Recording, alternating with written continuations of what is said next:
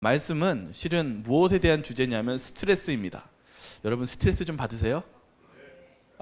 예. 어떤 걸 이렇게 다들 아주 심차게 말씀하시는데 스트레스 받는 게 많이 있으시죠? 제가 다 알 수는 없지만 아마 매일과 같은 여러분들의 마음의 짐을 가지고 있습니다. 그런데 오늘 그 스트레스에 관해서 오늘 나눌 거예요.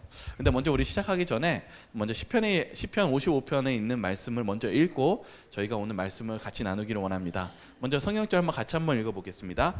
55장 1절에 있는 하나님이여, 같이 읽도록 하겠습니다. 시작. 하나님이여 내 기도에 귀를 기울이시고 내가 간구할 때에 숨지 마소서. 내가 비사 응답하소서. 내가 근심으로 편하지 못하여 탄식하오니 이는 원수의 소리와 악인의 압제 때문이라. 그들의 죄악을 내게 더하며 노하여 나를 핍박하나이다. 내 마음이 내 속에서 심히 아파하며 사망의 위험이 내게 이르렀도다. 다윗이 스트레스 받아서 기도한 거예요. 근데 이 굉장한 스트레스였어요. 그래서 다윗이 원수와 핍박 가운데 있어서 하나님께 도와달라고 무엇하는 장면이냐면 기도하는 장면이에요. 여기 한 실험이 있었어요. 여기 어떤 실험이냐면 월터 캐넌 박사가 개를 마주한 고양이가 처음 개를 마주했었을 때 어떤 반응을 보였는데 이 반응이 사람이 받는 스트레스와 굉장히 유사하대요. 여러분 고양이가 화내는 거 보셨습니까? 아주 자주 볼 거예요. 고양이가 예민하거든요. 그래서 고양이가 화내면은요 벌써 어떤 포즈와 표정을 짓냐면 이렇게 한국 사람들은 이걸 하악질이라고 그러거든요. 하악질이요. 벌써 입을 드러내고 쭈삣쭈삣 털이 쓰면서 아주 기분 나쁜 소리를 냅니다. 근데 여기 뭐라고 적혔냐면 이렇게 이제 실험 결과를 냈어요. 스트레스가 사람과 흡사하게 반응했다. 혈압이 오르고 맥박이 빨라지며 호흡이 가빠지고 위장의 활동은 거의 마비된다. 침이 마르고 이마 손바닥엔 진땀이 난다. 위기 극복을 위해 모든 자원과 노력이 총동원되는 것이다. 여러분 이렇게 위험한 일 있고 스트레스가 오면요 갑자기 소화가 멈추는 이유가 모든 그 피가 에너지가 한쪽으로 몰리기 때문입니다. 그래서 어떻게 해요?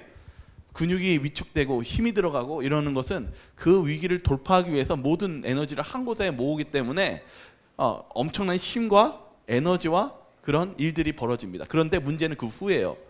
그렇게 이 문제가 큰 이제 증상이 한번 스트레스가 오고 나면 그 후에 연약한 부위에서 반응이 오기 시작합니다. 그래서 반응이 일어난 다음에는 취약한 기관들의 이상이 생기고 병적인 증상이 나타난다. 이러한 긴장 상태가 뚜렷한 해결의 방안도 없이 계속되다 보면 필경, 고갈을 면치 못하게 된다. 그러니까 지치게 되고 영어로는 번아웃, 완전히 소진돼 가지고 그런 상태가 된다는 것이죠. 여러분들도 어떠신 것 같아요? 스트레스를 받을 때 이렇게 스트레스가 지나고 나서 힘들고 지치는 그런 경험을 하십니까? 그렇죠. 여기 오늘 그 스트레스에 대해서 얘기합니다. 다윗이요 이런 스트레스를 경험했어요.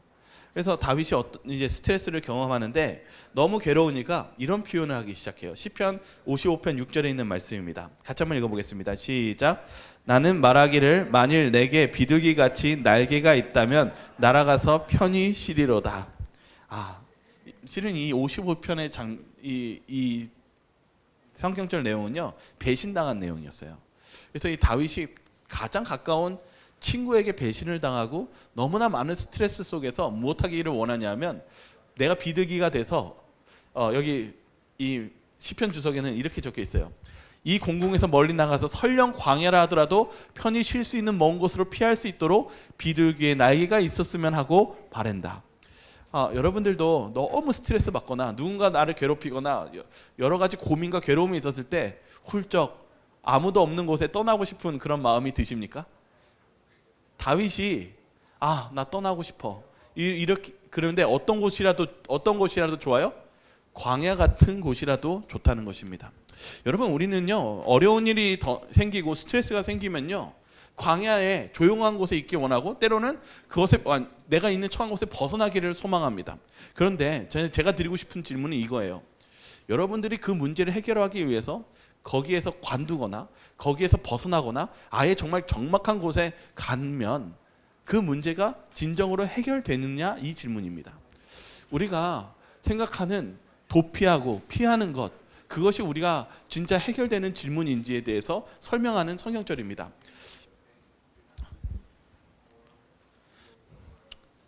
근데 여기 또 하나의 연구 결과가 있어요. 이 워싱턴 주립대학교 의대에서 스트레스에 대한 척도를 조사한 거예요. 근데 뭐라고 적혀 있냐면 여러분 이 스트레스 지수 중에서 가장 높은 스트레스가 뭘까요? 혹시 여러분 삶 속에서 인생 속에서 가장 스트레스가 최고의 스트레스가 있다면 무엇일까요? 아마 이거 정답 아실 거예요. 네, 맞아요. 배우자 사망이요.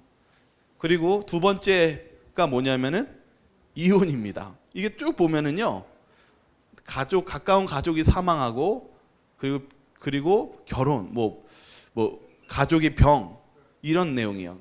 보니까 스트레스가요. 내가 멀리 있는 어떤 정치인에 대한 미움이나 아니면은 유명한 연예인들의 죽음에 대한 슬픔이에요. 아니면은 어떤 스트레스가 가장 힘들어요? 가장 가까이 있는 거죠. 제가 그래서 오늘 여기 보니까 여기 이렇게 적혀 있어요. 여기 참으로 행복하려고 이 신기현 목사님이 쓰신 책은 이렇게 적어놨어요. 철석같이 믿어온 신복과 동료 친구들에게 배신당하고 사랑했던 백성에게 등돌림을 당하는 다윗의 일생은 참으로 배점이 높은 스트레스로 넘치는 날들이었다. 이게 뭐냐면요, 제가 위에 하나를 생략했는데 여기 위에 있네요. 제가 여기 일부러 빼놨네요. 무슨 내용이냐면요, 실은 직장 상사한테 호되게 혼나고 했었을 때는 별로 그 스트레스가 집에 오면은 잊어지는데, 아침에 아내와 심각하게 말다툼하고 나왔을 때는 그날 하루가 굉장히 괴롭고 힘들었다라는 내용의 글이었어요. 여러분 공감하십니까? 여러분 가까운 사람들과 다퉜던 그 말다툼이 오히려 직장에 있는 문제보다 더 크게 괴로움으로 다가오지 않습니까? 여기 오늘 이 시편 55편 12절에 다윗도 이러한 경험 때문에 괴로워합니다. 한번 같이 한번 읽어보겠습니다. 나를 책망하는 자는, 같이 읽겠습니다. 시작. 나를 책망하는 자는 원수가 아니라 원수일진데 내가 참았으리라. 나를 대하여 자기를 높이는 자는 나를 미워하는 자가 아니라 미워하는 자일진데 내가 그를 피하여 숨었으리라. 그는 곧 너로다. 나의 동료, 나의 친구여, 나의 가까운 친구로다. 우리가 같이 재미있게 의논하며 무리와 함께하여 하나님의 집 안에서 다녔도다. 문제는요, 내가 정말 이 스트레스를 당하는 이 문제에서 이 사람이 싫으면 내가 그냥 훌쩍 떠나거나 안 보면 되는데, 우리를 정말 힘들게 하는 존재는 나에게 가장 가까이 있는 존재라는 사실입니다. 그런데 그러할 때 우리가 이렇게 광야로 떠나는 것이 실제로는 떠날 수가 없는 그러한 스트레스, 그러한 문제를 직면하고 있었을 때 이 다윗은 그 괴로움을 토로합니다. 그것에 대해서 어떻게 해야 되는지에 대해서 또한 주석은 이렇게 얘기합니다. 그는 가까운 동료였던 자, 하나님의 집안에서 재미있게 의논하였던 자에게 배신을 당했다. 이 위협이 너무나 힘들고 고통스럽다. 그러므로 다윗은 기도한다. 우리는요, 우리가 삶 속에 이런 우리에게 가장 힘든 문제는 우리의 가까운 사람들에게, 그리고 그런 상처와 여러 문제들을 통해서 우리는 고민하고 갈등합니다. 그럴 때 우리가 이 문제들에 대해서 이 다윗을 통해서 어떻게 이 문제를 바라보고 해결해야 될지를 우리는 한번 바라보기를 원합니다. 다윗은요, 완벽했던 사람은 아니에요. 왜 그러냐면은 다윗도 자꾸 요령을 피우기도 하고 그리고 자신의 생각대로 이 문제를 해결하기 원했던 적이 있었어요. 그 중에 한 사건은 바로 사무엘상 21장 10절과 13절의 사건입니다. 이게 무슨 사건이냐면, 사울이 계속 죽이려고 하고 괴롭히니까 다윗이 이제 지치고 힘들어질 때 어떻게 했어요? 블레셋으로 도망갔어요.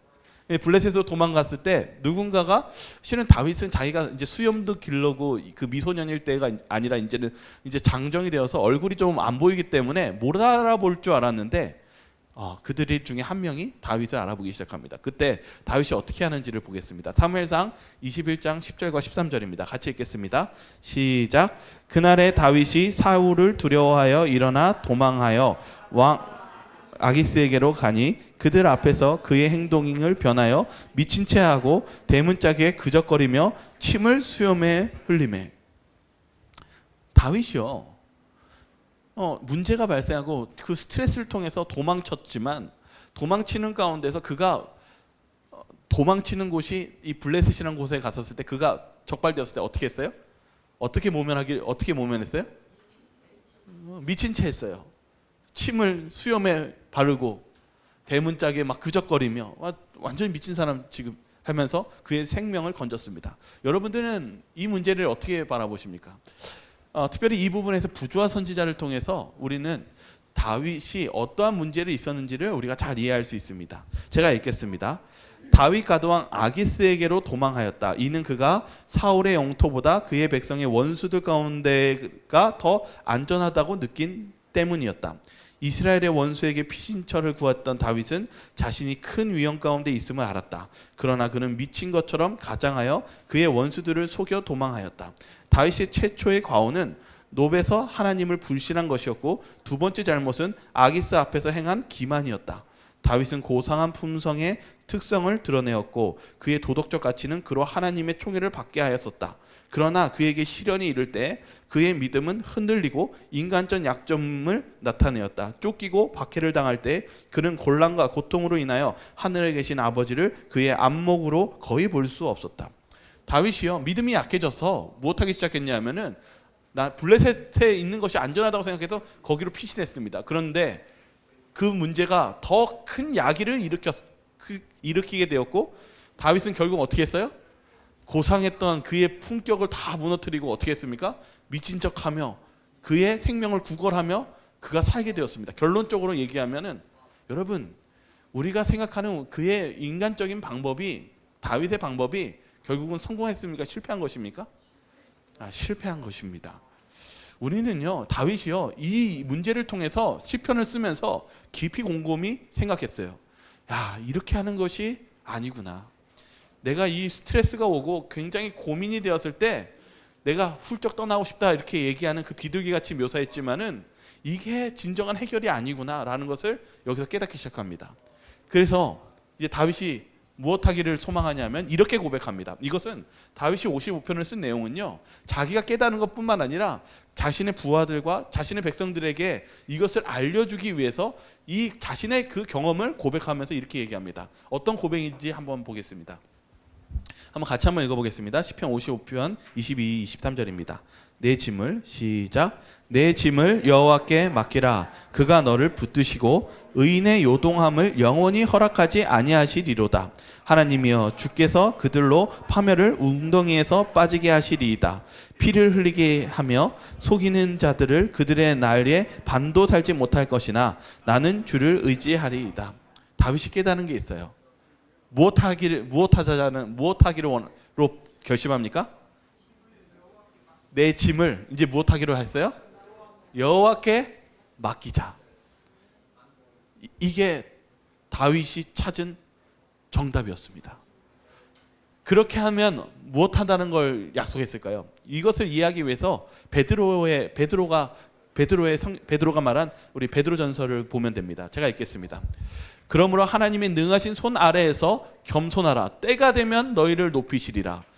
너희 염려를 다 주께 맡기라. 이는 그가 너희를 돌보심이라. 우리가 맡기면 무엇한다는 거예요? 하나님께서 책임지시고 돌봐주시기 때문에 우리가 그것을 맡겨야 된다는 것입니다.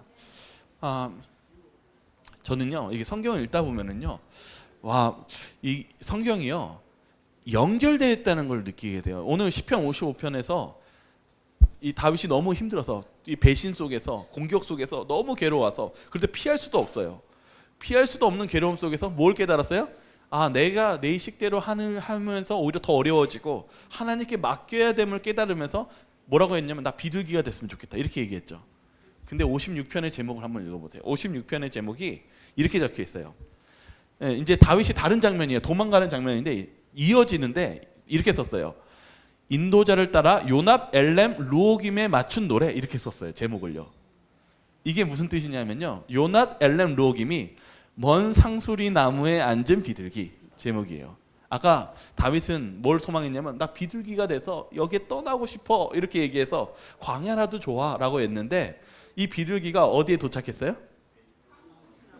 멀리 있는 상수리 나무에 비둘기가 앉아 있는 것이 56편의 제목이에요. 그러니까 이 여러분이 보셔야 되는 이 성경은요, 이 비둘기의 모습을 잘 보면 돼요. 상징적인 모습을요. 근데 여기 한번 읽도록 하겠습니다. 어디 있나요? 하나님이여, 한번 같이 한번 읽어볼까요? 시작. 하나님이여 내게 은혜를 베푸소서. 사람이 나를 삼키려고 종일 치며 압제하나이다. 내 원수가 종일 나를 삼키려 하며 나를 교만하게 치는 자들이 많사오니.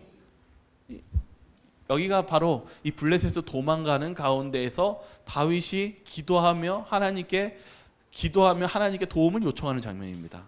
아까 다윗이 실패를 경험했죠. 미친 척했고요. 그러한 가운데서 다윗이 이제 하나님께 맡기기 시작합니다.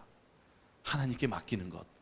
왜 맡기냐면 이들이 이제 그들의 원수가 이 다윗을 어떻게 공격하냐면 이 5, 6절에 이렇게 적혀있어요. 온종일 비방하다, 아차브라는 단어를 썼는데 이 뜻이 뭐냐면 상처를 주고 훼손하고 중상모략하고 비방하고 정죄하고 조롱하고 위협하는 이 모든 것을 당하는 것이 다윗의 고통이었습니다. 여러분들도 한 주 동안에 누군가에게 비방을 당해본 적 있으십니까? 혹시 정죄를 당하거나 또 심지어는 가까운 사람에게 또 조롱을 당하는 그런 고통이 있었던 적이 있으십니까? 다윗은 그런 고통 속에서 누구를 찾았냐면 하나님을 찾았다는 사실입니다. 하나님께 맡겼다는 사실입니다. 왜 맡길까요? 제가 오늘 여기 찾던 것 중에서 먼저 첫 번째가 요거였어요. 상수리나무요. 상수리나무가 무슨 의미가 있었을까? 이 생각이 들었는데 사전에는 많이 없어요. 이 내용이요. 근데 성경 사건에 보니까 상수리나무가 두 가지의 의미가 있더라고요. 첫 번째 뭐냐면 하나님의 백성이 이제 하나님을 따르기로 했었을 때 그 우상들을 상수리나무의 땅에다 묻어버려요. 그러니까 내 죄를 묻는 곳이 내 이 세상에서 내가 즐기고 내가 의지했던 것을 묻어버리는 곳이 상수리나무였어요. 그럼 두 번째는 무엇일까요? 상수리나무가요. 아브라함에서 나오더라고요. 아브라함이 이 낮 정오에 상수리나무 그늘 안에서 나그네가 지나가면 거기에 쉬라고 하면서 베푸는 장소가 상수리나무였어요. 상수리나무는 두 가지 의미가 있어요. 내가 있는 세상적인 우상들을 묻는 곳이고 두 번째는 쉬는 곳입니다. 여러분, 비둘기가 광야에 있어서 해결이 됩니까? 아닙니다. 비둘기는 무엇이 필요하냐면 쉼이 필요합니다. 여러분, 우리가 너무나 많은 스트레스가 있고 너무나 힘이 들 때 우리가 어디로 가야 될까요? 우리는 쉼이 있는 그런 상수리나무로 가야 되지 않겠습니까? 그것이 바로 하나님이십니다. 우리가 하나님께 피해야 우리가 참된 쉼을 얻을 수 있다는 것입니다. 그래서 다윗이 결심한 게 있어요. 내 짐을 누구한테 맡기라고요?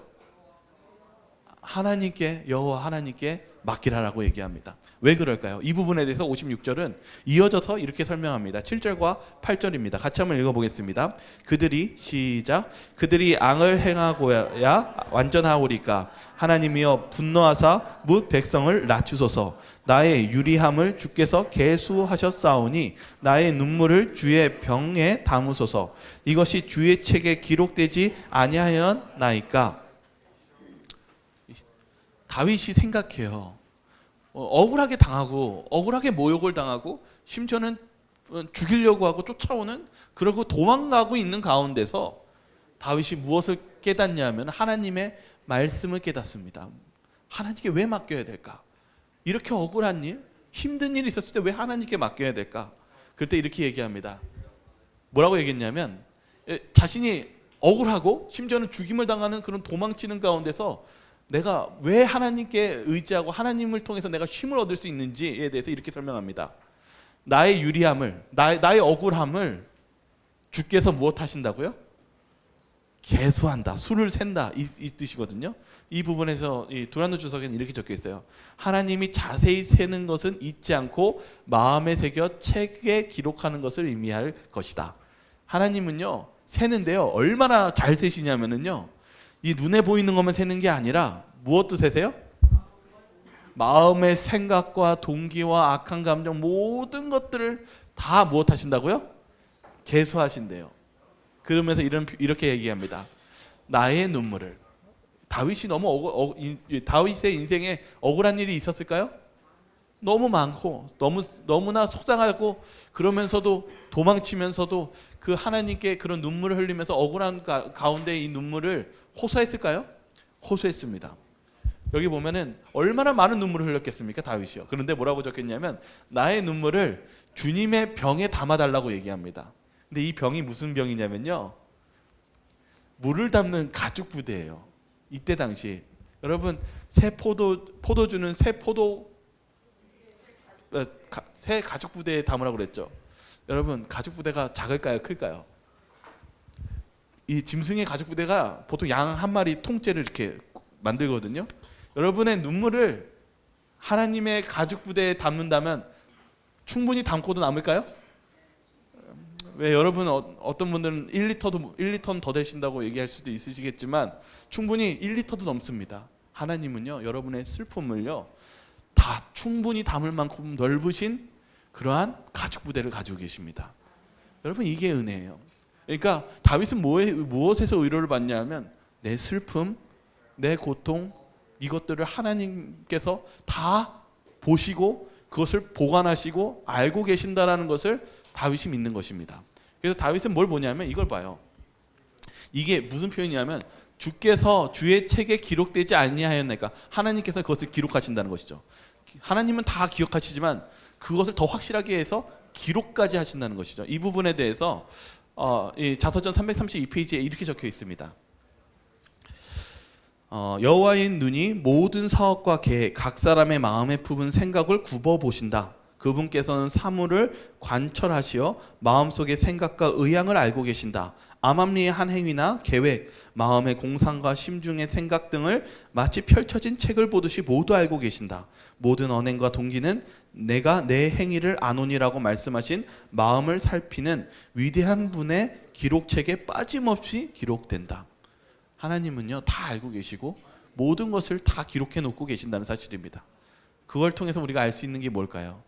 바로 하나님께서 우리를 지키시고 돌보시고 계신다라는 그런 확증입니다. 그러니까 다윗은 이것을 믿은 거예요. 도망치면서도 하나님이 내 눈물을 다 담아주시고 기억하시는 하나님이 계신다는 것을 믿게 됩니다. 그래서 우리가 다윗이 그걸 느낌을 통해서 깨달은 것이 있습니다. 이게 시편 56편 3절과 7절에 있는 말씀입니다. 한번 같이 읽겠습니다. 같이 읽겠습니다. 시작. 내가 두려운 하는 날에는 내가 주를 의지하리이다. 내가 하나님을 의지하고 그 말씀을 찬송할지라. 내가 하나님을 의지하였은즉 두려워하지 아니하리니 혈육을 가진 사람이 내게 어찌하리이까. 그들이 종일 내 말을 곡해하며 나를 치는 그들의 모든 생각은 사악이라. 그들이 내 생명을 엿보았던 것과 같이 또 모여 숨어 내 발자취를 지켜보나이다. 그들이 악을 행하고야 안전하오리이까. 하나님이여 분노하사 뭇 백성을 낮추소서. 여기 다윗이요 도망가면서도 그가 깨달은 것을 찬양하면서 도망갑니다. 뭐라고 얘기했냐면 여기 하나님께 내가 주를 의지합니다. 내가 지금 상황이 이래도 내가 주님을 의지합니다. 그러면서 주님께 믿음을 표합니다. 왜 그러냐면 그가 이렇게 찬송하고 의지하는 이유는 여기 이렇게 적혀 있어요. 혈육을 가진 사람, 이 바사르라는 단어를 써요. 이게 뭐냐면은 이 원수들이 다윗을 죽이려고 모함하고 질책하고 심지어는 죽이려고 해서 자신이 도망갈지라도 이 자는 결국 어떤 존재냐면 사람이라는 것입니다. 아무런 힘없는 주님 앞에 놓았을 때는 아무런 힘없는 연약한 사람일 뿐이라는 것입니다. 그래서 다윗이 도망가면서 뭘 생각하냐면 이 원수들은 결국은 죄 많은 사람일 뿐인 것입니다.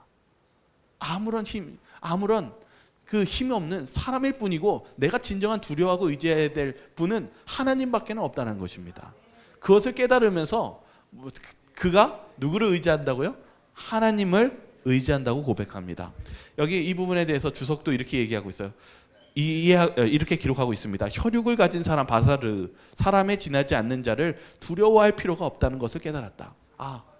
이런 사람한테 두려워할 필요가 없다는 걸 깨달았습니다. 그리고 뭐라고 얘기하냐면, 제가 이 부분을 좀 멀리 떨어져 있는 걸 집어넣었어요. 뭐냐면 시편 기자가 이런 확신을 가질 수 있는 것은 하나님이 자기 편이라는 사실을 알기 때문이다. 이 비둘기가 실은 힘들어서 다윗이 비둘기처럼 광야에 있기를 원했어요. 우리도 그렇지 않습니까? 훌쩍 떠나고 싶다. 여러분, 그게 해결이 아닙니다. 우리에게 진정한 해결은 하나님 편에 들어가는 것입니다. 하나님 편에 있었을 때 하나님께서는 자기 백성을 돌보아 주십니다. 여기 보시면, 그래서 다시 자신의 문제를 주님 앞에 내려놓고 하나님께 그 원수들을 멸해달라고 기도한다.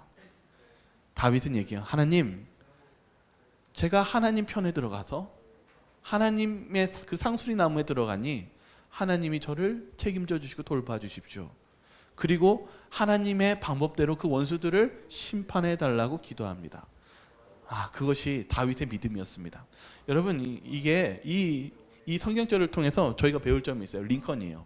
링컨이요, 남북 전쟁 당시에요. 링컨은 북쪽이고 이제 남쪽이 이제 반대파였죠. 이 남북 전쟁을 하고 있는데 실은 링컨이 이 북쪽은 지고 있었어요. 거의 지고 있으니까 한 장군이 링컨한테 이런 질문을 해요. 링컨이 기도하는 대통령이었거든요. 그런데 남방도 하나님을 믿는 사람이에요. 그러니까 북쪽도 기도하고 남방도 기도하는데 링컨 대통령에게 이렇게 얘기해요. 대통령님, 당신이 기도할 때 이길 수 있도록 기도하시죠? 우리 쪽이 이길 수 있도록 기도해 주세요 라고 이렇게 부탁을 해요. 그러니까 링컨이 뭐라고 얘기했냐면, 그렇게 하는 게 아닌데? 이렇게 얘기하는 거예요. 뭐라고 얘기하냐면 이렇게 얘기합니다. 그게 무슨 말인가? 하나님은 항상 우리와 함께 계신다네. 문제는 우리가 하나님 편에 서 있는가일세. 하나님께서는 다윗의 시를 통해서 내게 그 사실을 깨우쳐 주셨네. 여러분, 다윗이 뭘 깨달았어요? 내가 힘들고 정말 내가 스트레스 쌓이고 해결할 수 없는 그런 문제가 있었을 때 진짜 중요한 것은 내가 도망가거나 어떤 훌쩍 조용한 광야에 있는 것이 아니라 내가 하나님 편에 있는 것이 결국은 하나님께서 나를 구원하시는 방법이라는 걸 깨닫습니다. 여러분, 저와 여러분들이 정말 힘들 때 다른 데로 도망가지 마시고 하나님 편에 상수리나무로 도망가시기 바랍니다. 왜냐하면 상수리나무는 먼저, 첫째는 여러분들의 그 세상적인 의지를 다윗처럼 다 내려놓는 거예요. 다윗이 침 흘려 사는 그 방법이 그게 하나님의 방법이 아니었어요. 그것이 절대 좋은 해결이 여러분에게 해결을 주는 방법이 아닙니다.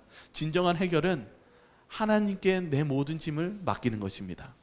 그럴 때 하나님은 우리에게 쉼을 주실 것이고 그 쉼을 통해서 우리는 정말 세상에 없는 평안과 행복을 누리게 될 것입니다. 그럼 그래서 다윗이요, 그런 하나님의 편에 서는 것을 깨닫고 나서 또 이제 57편에 이제 이렇게 고백합니다. 57편 좀 읽어보겠습니다. 다윗이 같이 읽겠습니다. 시작. 다윗이 사울을 피하여 굴에 있던 때 하나님이여 내게 은혜를 베푸소서, 내게 은혜를 베푸소서. 내 영혼이 주께로 피하되 주의 날개 그늘 아래에서 이 재앙들이 지나기까지 피하리이다. 그가 나를 삼키려고 자의 비방에서 나를 구원하실지라. 하나님의 그의 인자와 진리를 보내시리로다.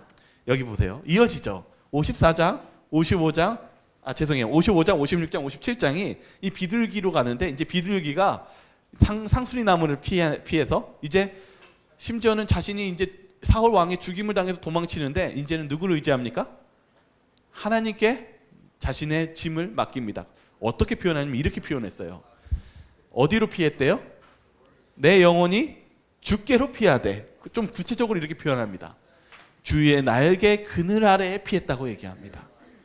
여러분, 우리가 피해야 될 곳은 바로 주님의 날개 안에, 주님께 가는 것이 우리의 참된 구원과 그리고 평안이 거기에 있다는 것을 다윗이 깨닫게 된 것입니다. 그런데 다윗이 뭘 아냐면은 주님께 가면 무엇이 있다라는 걸 깨달아요. 이제 맨 마지막에 이렇게 얘기해요. 내가 주님께 가고 내가 주님의 편에 들어가면 무엇이 있다라고 고백해요? 하나님의 그의 인자와 진리를 보내시리로다. 여기에 인자는 헤세드입니다. 구약에서는 하나님의 사랑에 대한 단어가 헤세드라고 표현되어 있어요. 근데 제가 예전에 이제 이미 헤세드라는 설교를 한번 했었어요. 룻에 대해서, 룻기에 대해서 룻기가 바로 헤세드에 대한 사랑에 대한 단어가 굉장히 많이 들어간 사건이 있다고 했죠. 그래서 제가 자세히는 설명 안 했지만은 어쨌든 헤세드는 하나님의 사랑입니다. 그런데 이 사랑이요, 굉장히 의미가, 구약의 사랑의 단어는 굉장히 복잡하고 다양해요. 근데 오늘 또 그 중에 일부만 설명을 하나 드릴게요. 헤세드가 뭐냐면요, 하나님이 맹세하심으로 말미암아 변치 않는 불변의 사랑이라고 얘기하고 있어요. 하나님은 맹세했어요. 하나님의 사랑은 한번 약속하신 걸 반드시 지킬까요? 하나님은 약속을 조금이라도 한 99% 지키고 1%는 좀 비껴가실까요? 아니요. 하나님은요, 우리를 헤세드 하시면은 진짜 끝까지 헤세드 하세요. 근데 조건이 있어요. 이게 뭐냐면 다윗과 요나단도 요나단이 다윗을 헤세드했거든요. 사랑했거든요. 그때 단어를 헤세드라는 단어를 써요.